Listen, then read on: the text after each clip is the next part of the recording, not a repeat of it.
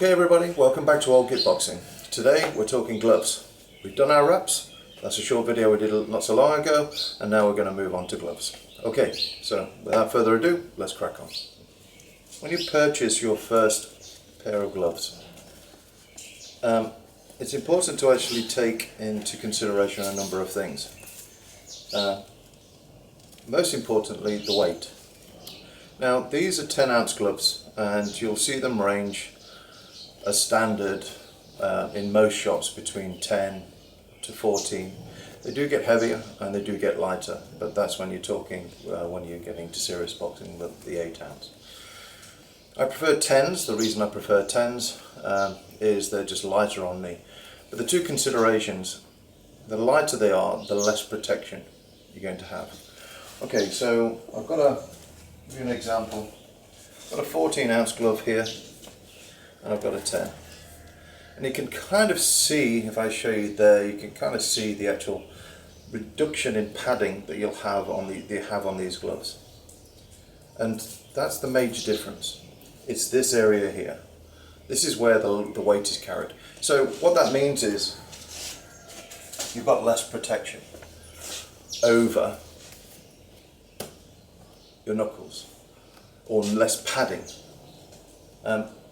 So when you're fighting, you're going to actually feel it more on impacting and hitting the bag or hitting the pads. There's going to be less protection, but the advantage is you are lighter. Your hands are lighter. Now with heavier gloves, it's obviously heavier work as well because you're carrying more weight, but there's more protection there, so it's lighter on your hands when hitting. So just bear that in mind. I would suggest you kind of go halfway and start with a 12. You can always work your way down into the 10. But this is what I like to use. Okay, so let's glove up. All boxing gloves will have a Velcro strap that goes around the wrist, and obviously you'll just place your hand in. If you've done your wraps, whichever way you've done it, you obviously need those on. You'll feel the gloves will feel snug inside. So just slot those in, and all we're doing is just putting the Velcro strap across the back, and then that's one glove. Second one, straightforward, but just pushing the hand in. Velcro strap comes across. You can either do it that way or do it with your teeth and just pull across like that. Okay, so those both gloves on. Simple as that. Video didn't take long, did it? Not quite finished yet. Okay, so you'll see the gloves now. If I try to push this up to actually make it more like a standard mitt, to bring my fingers vertical, it's impossible, because the way they've been constructed is that they've been made to have this natural kind of fist, anyway, this arch you see coming across here. And why is that important? And even on this side where the thumb is pulling the thumb in, you'll see there's just a little bit of an elasticated strapping there that's keeping my thumb attached to the finger part of the glove. Okay, so why is that important? Well, the two things really. On the hand side, or where your fingers are, it's naturally making a curve for you. So when you're punching and when you're landing, it's automatically creating that, I call it, so it's a spring. So if you can imagine, it's just bouncing back. So the reason I say that, I always see a lot of fighters or talk to a lot, and I say, look, just relax your hands.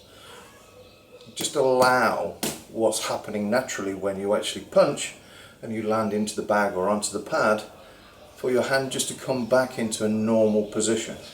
It's almost like a shock absorber.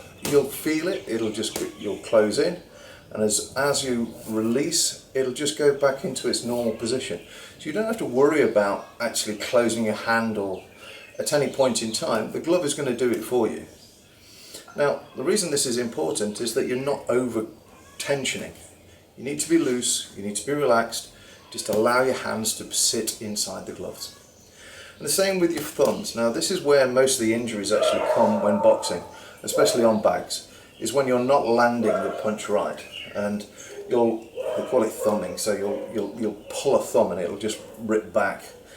It's not very nice. It will happen to you, and it'll be fine. You'll get over it and move on from there. But it does happen, and it's just a matter of not having your hand in the right place upon impact, or at the right angle, or you've been at the right distance. We'll come on to that in a little while. But first of all, just to know that the glove is doing the work for you. So don't worry about your thumb being in the right position as far as your glove's concerned, because you can't move it. So just relax and punch it. Instantly, upon impact, it will actually fold in like that and then release upon you coming away. So just leave it relaxed like that, naturally in your stance and what you're doing. Okay, that kind of covers the gloves, nothing much more to say.